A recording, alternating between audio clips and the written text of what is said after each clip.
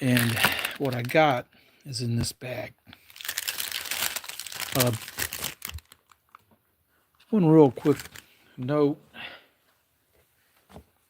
It's amazing how much damage these coins can get to them. And I've been finding lots and lots. This is a Guam quarter. I mean, no telling what happened to that. Now, getting to the road trip. Coin shop in the next town. And they like to bag their stuff up in a bag like this. Anyway, what I got, these are 1/2 ounce Elizabeth. Again, Elizabeth. This one's doesn't say on the front. It's 2014 1/2 ounce 3/9 fine shark. And this one is the Battle of the Coral Sea. But that's an older Elizabeth, and so is that one. Neat pieces. I got them. The price they had on American Silver Eagle was the same as what 2 of these cost. So the premium really wasn't as high as I expected. So let's move on to another thing. I just did a video for this, and some of you've watched it. But I kind of noticed the top of the eye on that looks pretty flat, and so does the B. It's like there's a little scrape on the coin that I never noticed before. So how high its grade is kind of hard to tell, and it also looks like there's a bit of a scrape between the N and E there, which I don't have any other super high 1939Ds to compare this to. I might have a few others that are not, 1939. I need to look at a few different ones and see how common that is. Hello, Casey Schmidt. Went on a little road trip. And hello, King KJ. And I got these 2 Australian pieces.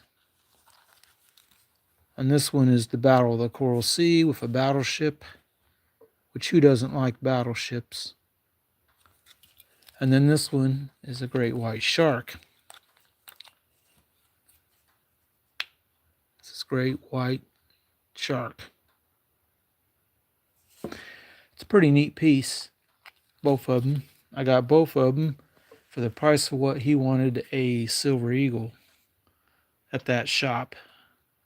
These are 2 1/2 ounce 3/9 fine, or maybe they're 4/9 fine. Nope, that one's 3/9. And so is that one. Now moving on a little bit. After going to the coin shop the next town up north of here, I got a couple Morgan dollars. Now, they have holes in them, but I think that and they were at melt, which would qualify it for my tube. And you can already see there's a damaged one in there. And he had several more, and he's holding them for me because I'm a repeat customer, bought lots of stuff from him. Hello, Raider Fine Treasure. Now, granted, we'll look at this one first. 1921 with a good size hole in it. This one costed a little bit more, but it was right at melt. The mint mark, if it was there, is I think it's a Philly. Would have been right here, right about on the edge where it got drilled. So Probably would have left a little, so I'm pretty sure it's Philadelphia. It's silver. You can tell by the ping, and it looks right otherwise. Ah.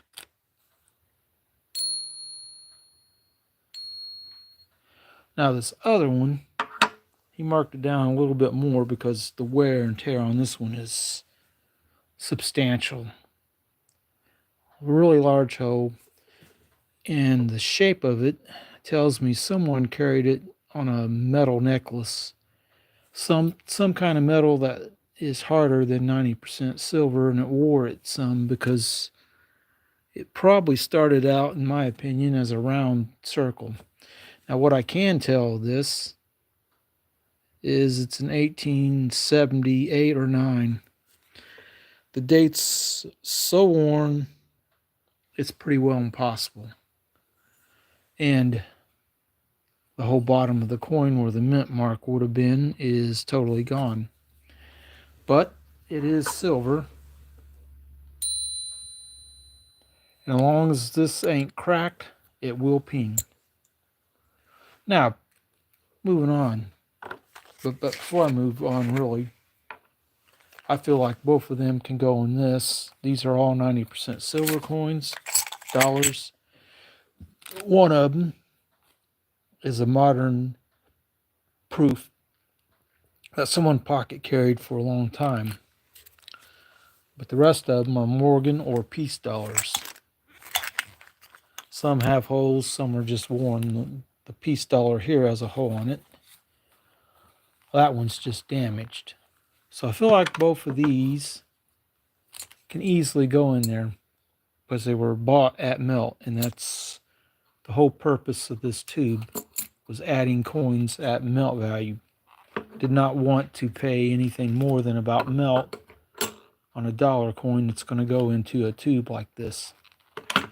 And what these become in the near future, if I decide to sell a lot of silver, this becomes stuff I could sell at melt, whatever melt is that day. Because I'm not worried about making a huge profit. Because they're problem coins, and you don't make a huge profit on a problem coin. Now, some people on YouTube have been doing coins of the world. And I do have this coin I want to show. It's from Guatemala. I'm particularly happy I was able to get it. In high grade, this would be a more expensive coin. But you can see it says Republic of Guatemala, un peso. And on the flip side, it's 90%. It's 1896. It's got wear and tear, but had it been uncirculated, this would be worth something. Quite a bit more than its silver melt, and it's a little lighter than a US silver dollar.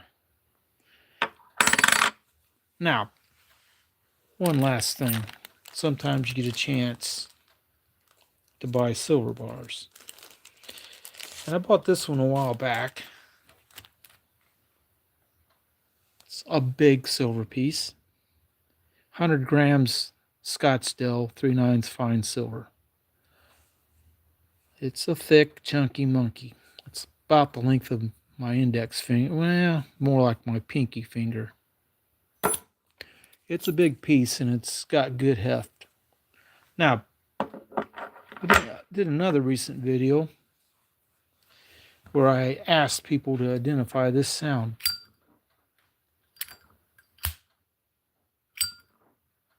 Well, what it is a classic Zippo lighter. And a lot of people guessed already. And it's a Zippo right on the bottom. Now, a different video a while back, my online buddy, the Kansas Kid, showing off some 5-ounce bars he had. And I remarked, those seem like they're about the size of a Zippo lighter. Well, it just so happens my coin dealer in town had bought some silver bars, and I got a 5-ounce one. And here it is. 3/9 fine silver, 5 troy ounces. It's a thick. It's got a prospector on the back. He put it on the Sigma. There's a little pickaxe there. I'm not sure. I think this might be made by Scottsdale Silver, maybe. I don't know. It doesn't say on it. Or it could be another company. But the comment was, this is about the size of a Zippo lighter. And it's pretty close. It's not quite as thick. It's a little taller. But it's about the same width, give or take. It's a neat piece. And yeah, it's not cheap. 5 ounces of 90% silver is, well, it's $33, I think, somewhere around there recently. You do the math and you pay a small premium. No one sells these for at melt exactly. Usually not. It's a good hefty piece. And if you've never held a 5-ounce silver bar, next time you go to a coin show or a coin shop and they have some, ask if you can hold it. It's deceptively heavy. Now, the Zippo lighter, like this, I know it'll work because I opened it and you see the spark. All I have to do is put lighter fluid in it and it'll work. Now, it might need that flint replaced eventually, but for right now, it will definitely light. Hello, Kevin Hawthorne. You're in Lakeland, Florida. Awesome. Just got a big 5-ounce bar today. And it's the biggest single bar I have. This used to be the biggest single bar I had. It's 100 grams. 3/9 fine silver, made by Scottsdale, poured bar. This one's a pressed bar. They make this particular design and make them, a bunch of them. Kind of thick, kind of hefty.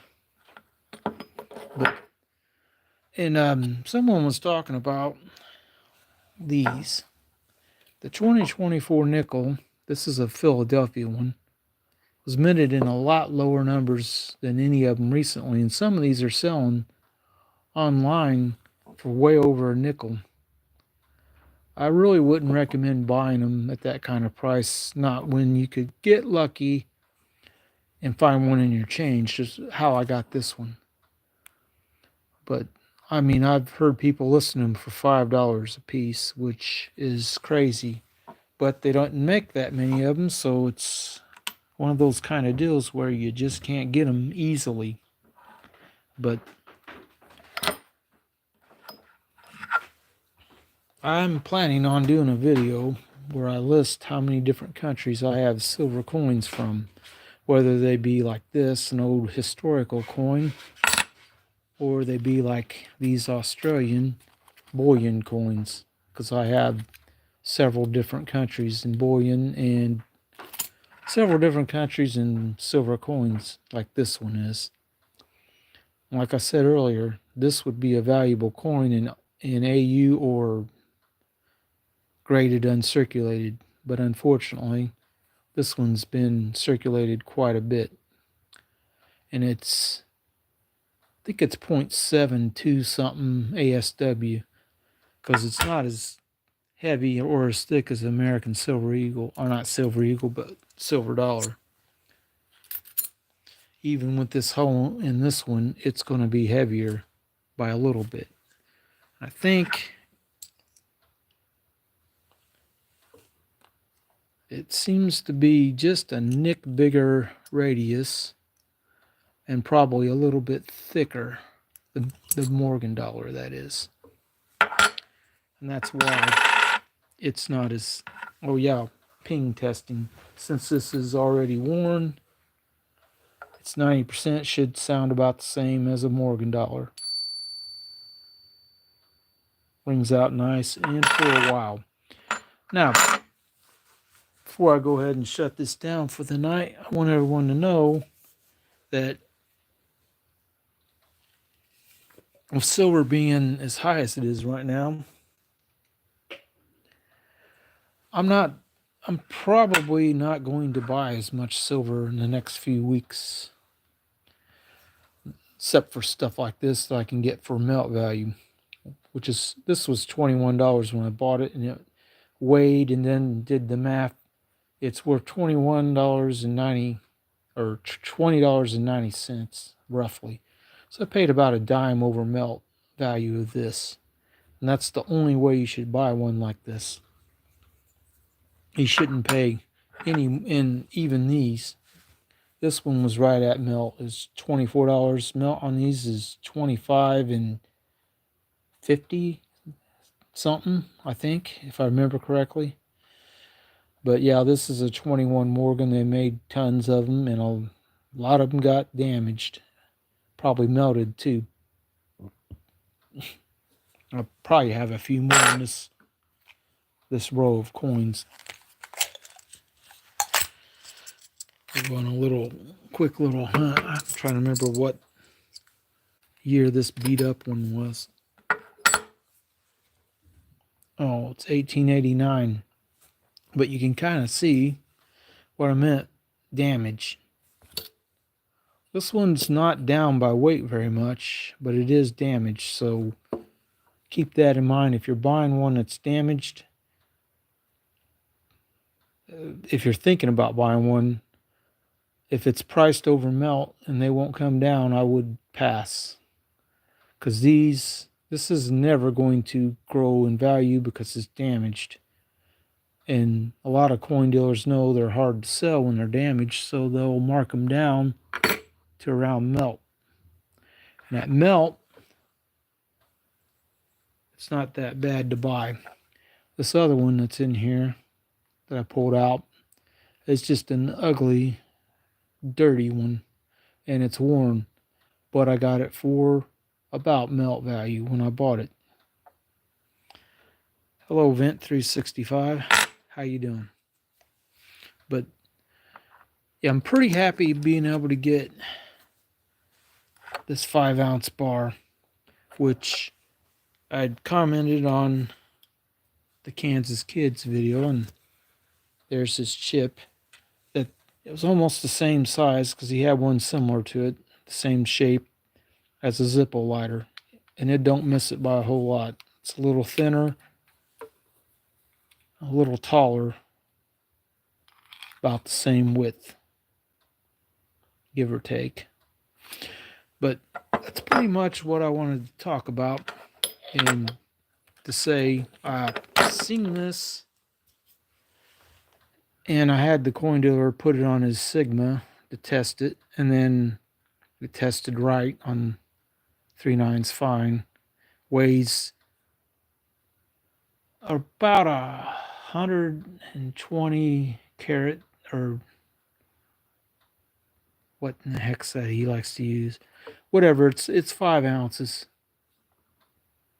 And there's, I think it's penny weight. That's what it is. I couldn't remember. Penny weight.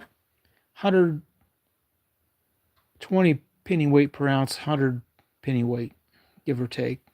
A real minor number.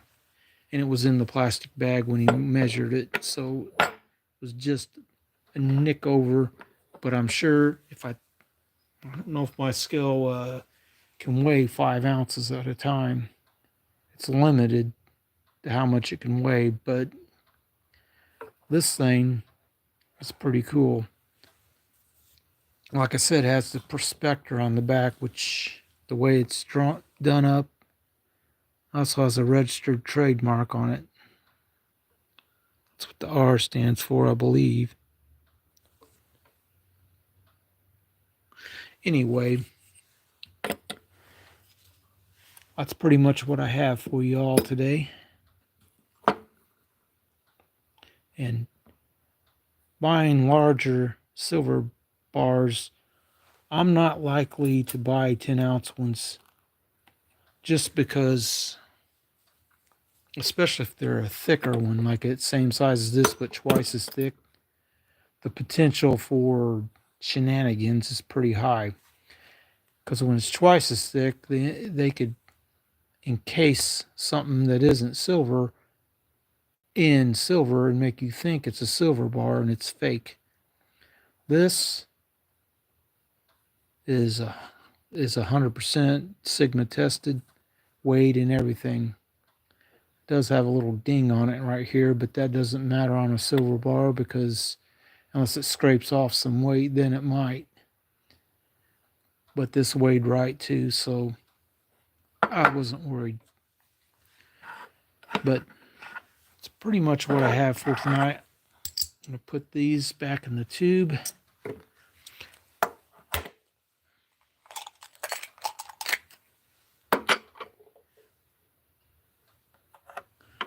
Wait, that one goes in.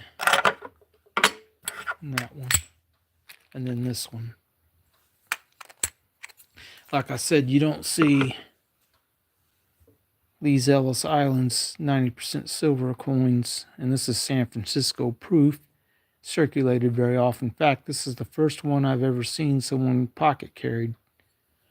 I was able to get it for, I think at the time was $24, which is right at melt. But that's all I would pay for one like this because it's damaged now and it's a problem coin. You'd pay a little premium to buy one that isn't, but it usually isn't that bad. In fact, a lot of coin dealers sell them maybe $1 or $2 over the melt.